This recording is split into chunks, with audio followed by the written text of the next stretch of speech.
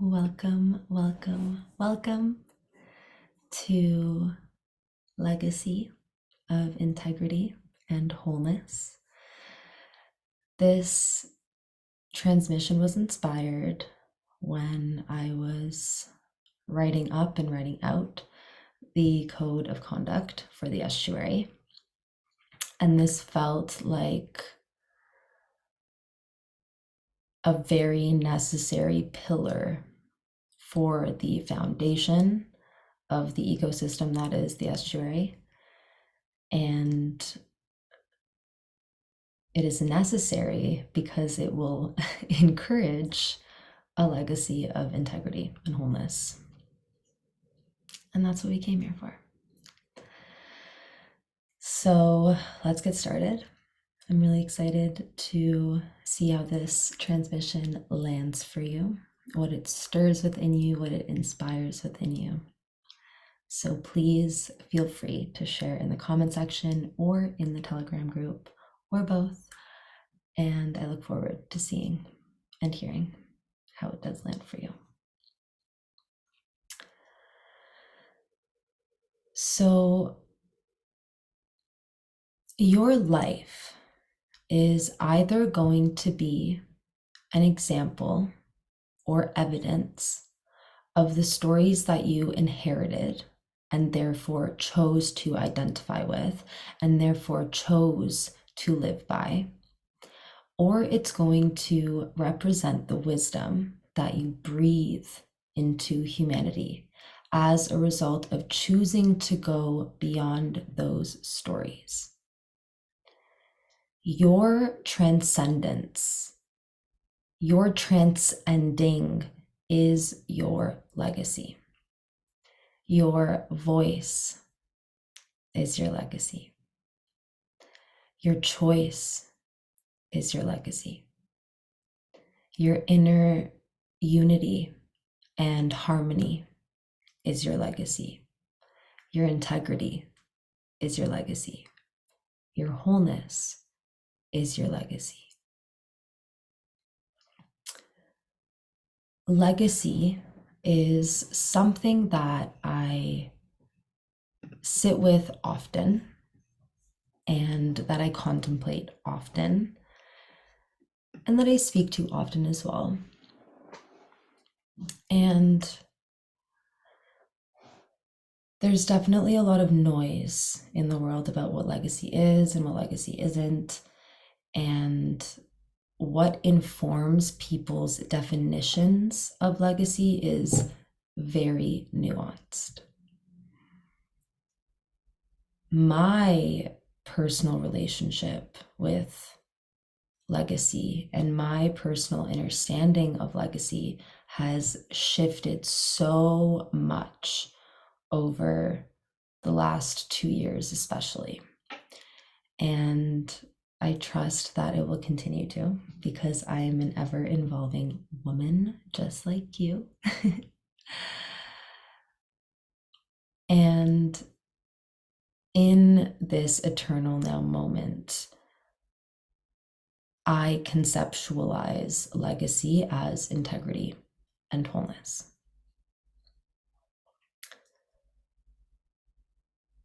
So many people in our bloodlines wavered on their integrity to survive, to belong, to be granted the space and the liberty to live. So many people in our bloodlines fragmented their core self and separated themselves from truth and from love and from God to survive and to belong and to be granted the space and the liberty to live. So what I mean when I say legacy of integrity and legacy of wholeness is liberation from the distortions in our inheritance, from the reversals in our inheritance, from the inversions in our inheritance, personal, ancestral, and collective, because there's layers. Liberation from intergenerational trauma, pain, suffering, separation, sin. Liberation from the intergenerational lack of forgiveness. Liberation from inorganic systems and structures and traditions that seek to dehumanize us and disempower us and colonize us and domesticate us and dominate us.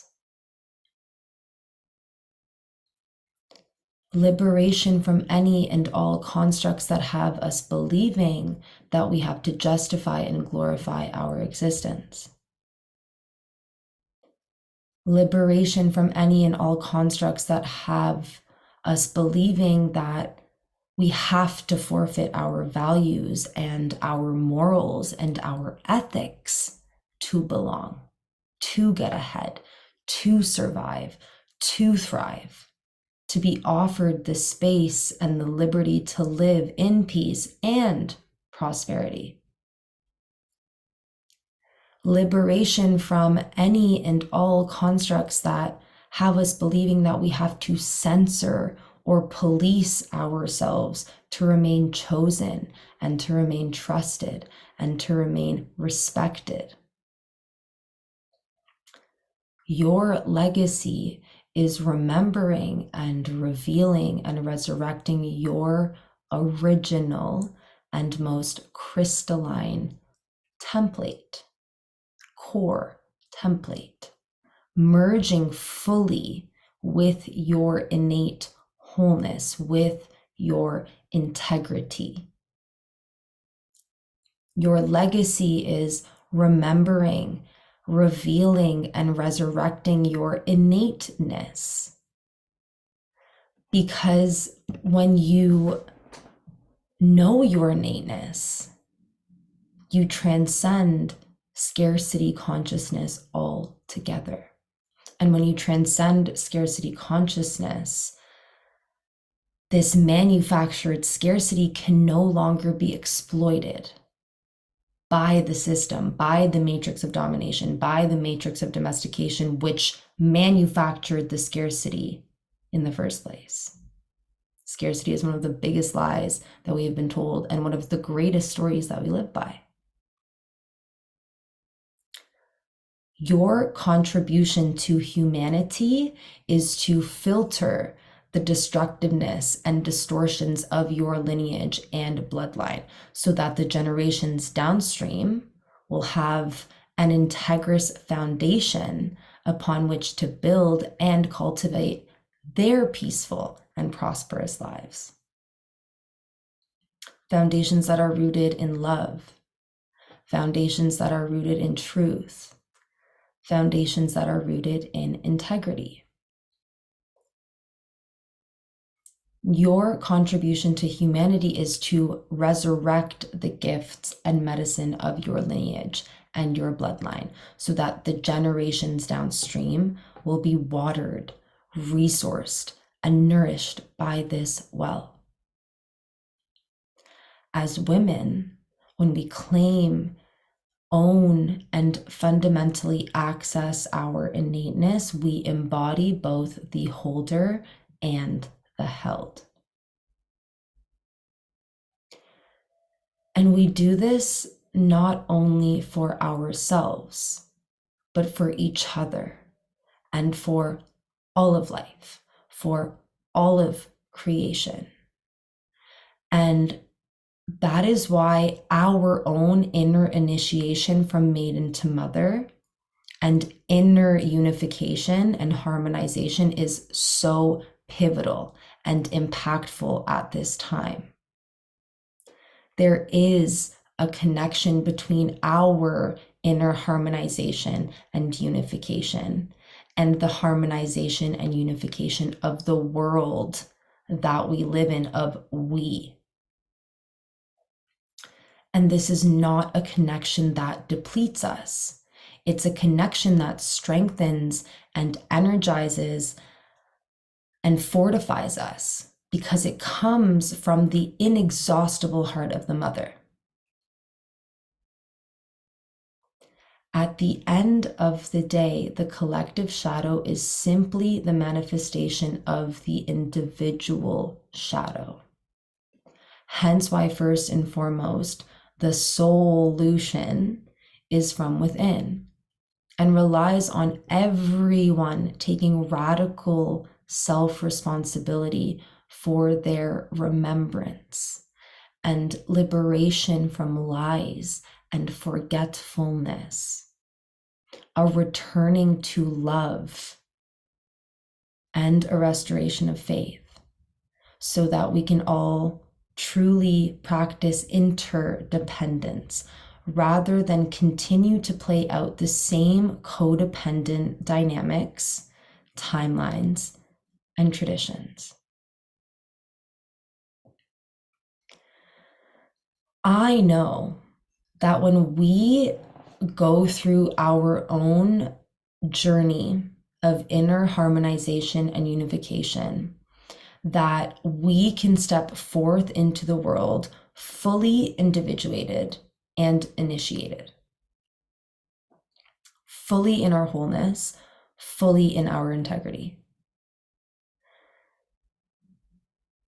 Individuation is different from individualism.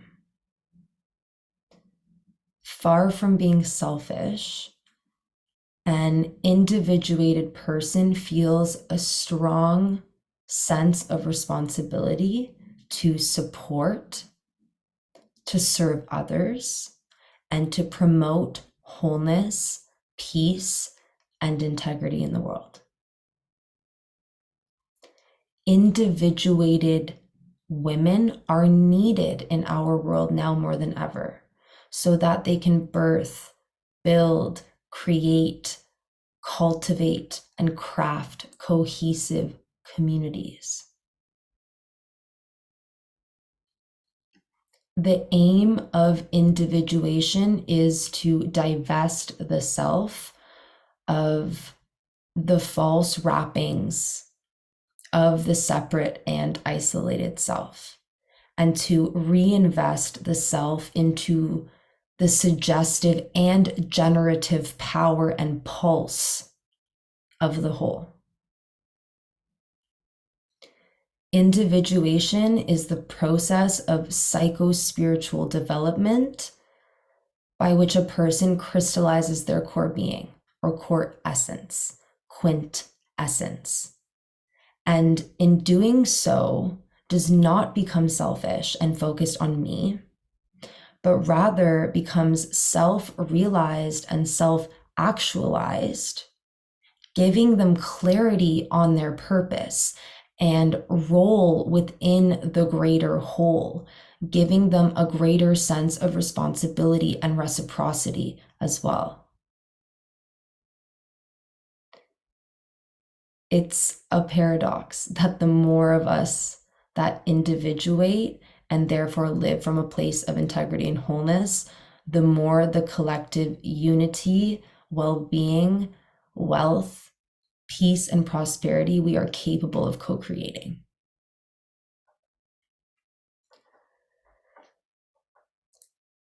Self-realization and self-actualization is the opposite of self-alienation. Self-alienation is rooted in the mistaken belief, in the lie that we journey through this world alone. Self-alienation is individualism.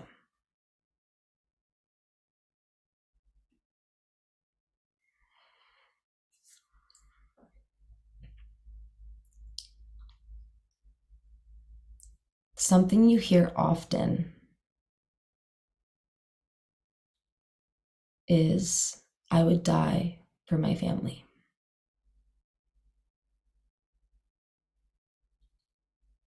So many people proudly declare that.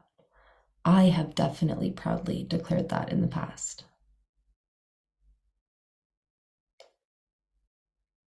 And so many people wear that declaration, I would die for my family, like the biggest badge of honor.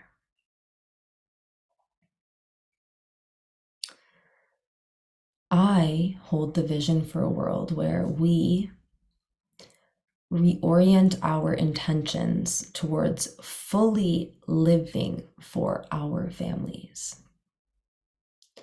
allowing ourselves to experience our innate state of wealth and wellness and well-being and love and truth and coherence and cohesion for our families. Harmony.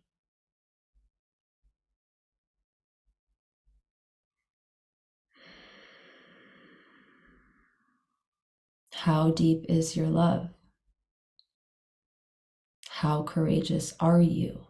Is it enough to not drink and pass down the poison chalice? Is it enough to brew up your own medicinal blend and elixir to pass on and down? We are being called to consciously step out of all forms of fragmentation and separation that hold us back from the realization of our true responsibility as conduits of creator, as conduits of creation. In past generations, the definition of honor and responsibility involved hiding painful truths and keeping secrets. And this worldview is still quite dominant in our world today. As first learned in our family systems and later reified through the education industrial complex, through the church industrial complex, through the corporate industrial complex. Complacency for many of us is synonymous with loyalty. The etymology of the word loyalty is devotion, is faith, is faithfulness.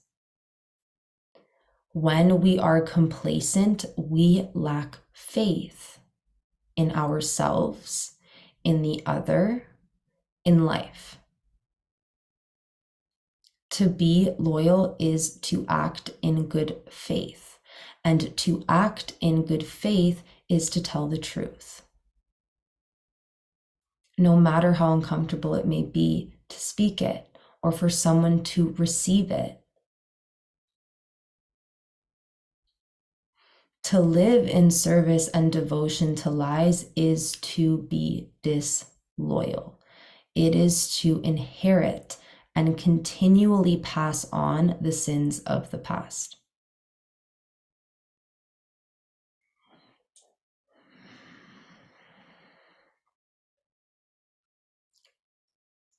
All of the disease and the disharmony and the disorder that we see in the world is a result of the collective consciousness living in service and devotion to lies.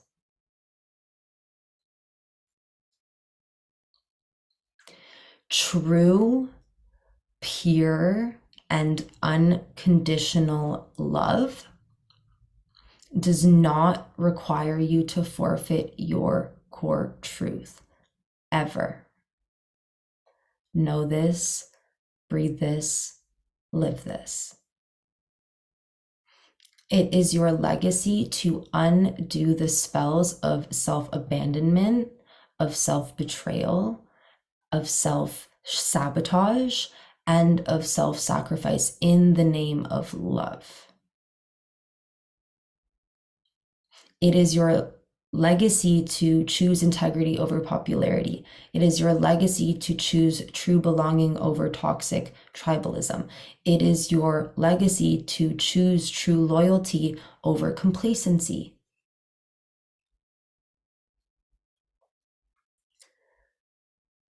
Do yourself a favor and learn to see the value of conflict in service to remembrance, in service to truth, in service to love. Do not let loyalty to distorted values that are imposed on you by someone or something outside of you become a form of disloyalty to your God-given and pure-hearted values. There is only one thing that will bring true reconciliation, true belonging, true remembrance, true harmony. And that is the timeless truth that has been tucked away at the center of your being, and living from that place of integrity and wholeness, no matter the perceived cost.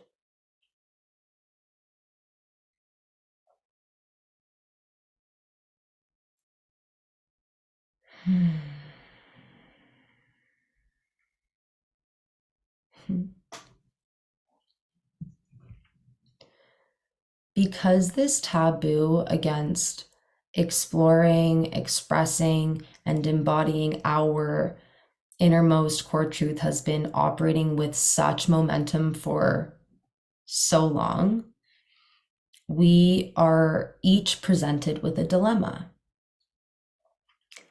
Do we continue with business as usual, with the persistent background pain, but with an illusion of peace and belonging that comes from complacency or loyalty to lies, to the pain, to the fragmentation, to the separation, to the suffering, to the inversions, to the reversals, to the distortions? Or do we choose to restore our faith by living in integrity and the inevitable love and truth that it brings? Our natural inclination towards integrity and truth is starting to exceed our manufactured need for political, social, cultural, and familial approval and validation. Our natural inclination towards integrity and truth is starting to exceed our manufactured need for social currency. It's been said that we have moved from the age of Pisces, depicted with an image of many fish swimming in the ocean, and into the age of Aquarius, depicted as a woman carrying a water vessel on her shoulder. This is very symbolic of the era which we are moving into and towards. From swimming in the collective group unconscious, which is the fish in the ocean, to a new realm where each of us must take radical responsibility for our own consciousness and therefore animation of life, as depicted by carrying our own vessel upon our own shoulders. We are building a new culture of self-responsibility, which is rooted in interdependence, which is brought forth through individuation, over self-sacrifice, under the guise of love, or in the name of love, which is rooted in codependence, which is brought forth through individualism. The story goes that Christ told the disciples that one cannot enter the kingdom of heaven until we have become like little children. He said, "Let the children come with me, because the ones who are like them can enter the kingdom of heaven."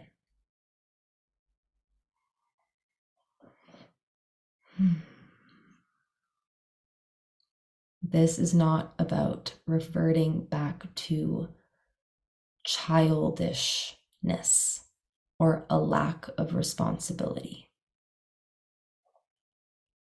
It is about reclaiming the original innocence, innateness, and therefore integrity of our inner child by confronting the false masks that we've accumulated over the years that block the expression of our true core self.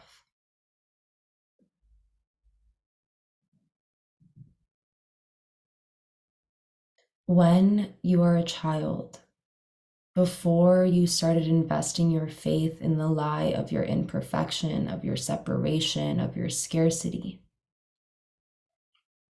you live in heaven. You live in paradise.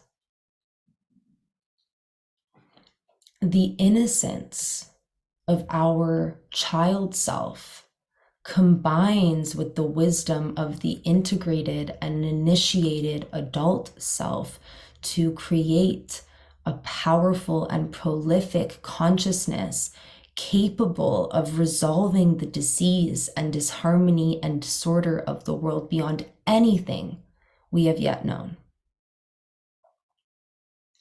A woman who is individuated and initiated is altruistic. The etymology of the word altruistic is having regard for the interest and well-being of others. And to me, the epitome of that is living wholly in my truth, in your truth, therein giving others to live wholly in theirs. This is a part of our legacy of wholeness and our legacy of integrity to dispel the lies that have ruled our lives.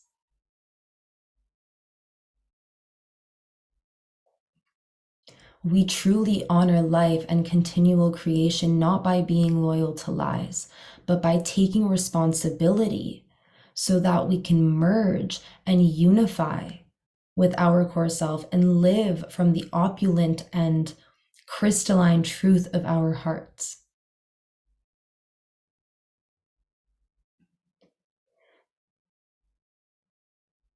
When we are strong advocates for the child within us that knows truth, that knows love, we are advocates and stewards of all that is innocent, all that is pure, all that is beautiful, all that is good in this world. And as we redeem the child within ourselves, we also redeem the child that lives in all others, because we can see them in the light of truth. And this sense of honor and compassion and kinship then extends to the earth and all of life.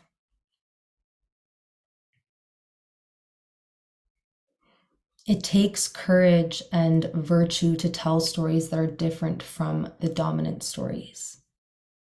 It takes courage and virtue to be a voice, not an echo.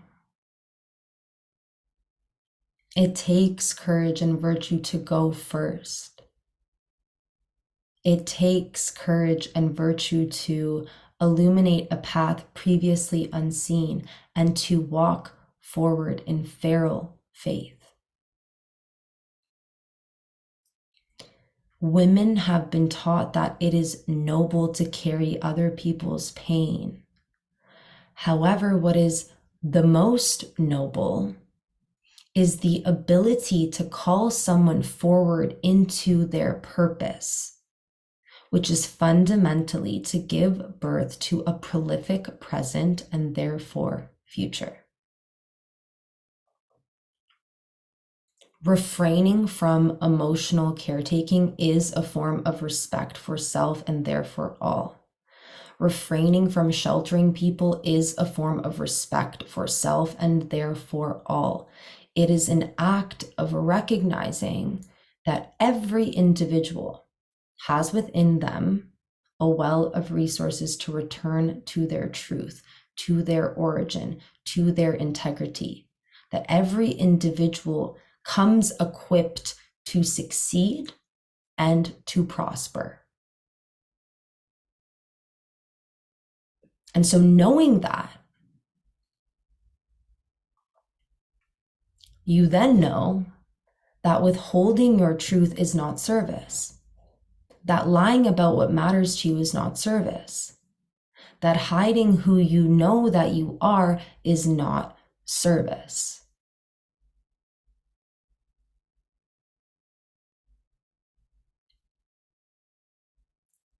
This emotional caretaking through overgiving, overprotecting, overcompromising, overaccommodating contributes to the disease and the disharmony and the disorder in society, because it creates and nurtures a culture of codependency and infantilized adults.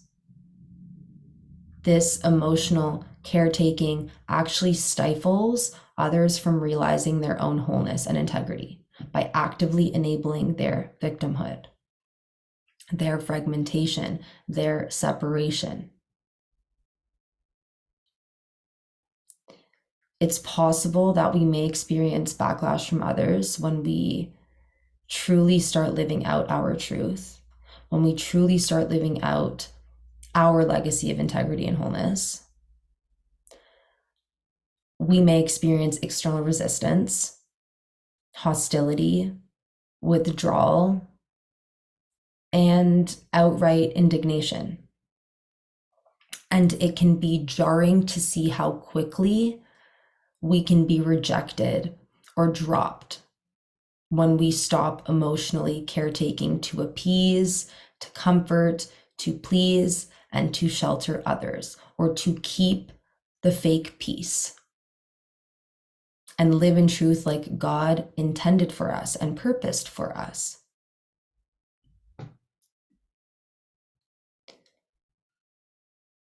Something I say often that feels pertaining here: the cost of becoming and being your core self is never as high as the cost of remaining your false and fragmented self.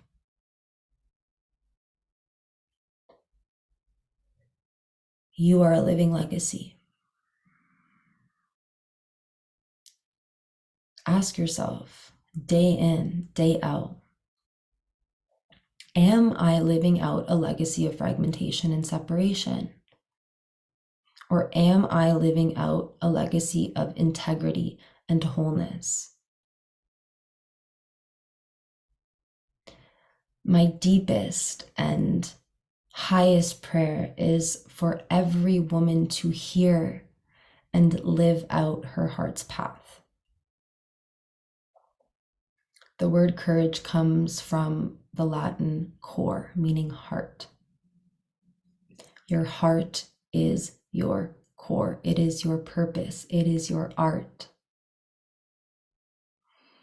The path of your heart does not promise a legacy of wealth, success, or luxury in the contemporary and inorganic senses of the word. The path of your heart requires an unwavering and unconditional devotion to truth and virtue, and therefore a willingness to practice non-attachment from everything that separates you from that. What the path of the heart does promise is an inner and organic wealth, success, and luxury that is an ancient and lost art form, a remembrance, an arrival. It is my deepest and highest knowing that when your heart is aflame with purpose, that you will bestow the world with the promise of prosperity, provision, providence, and prudence. And so it is.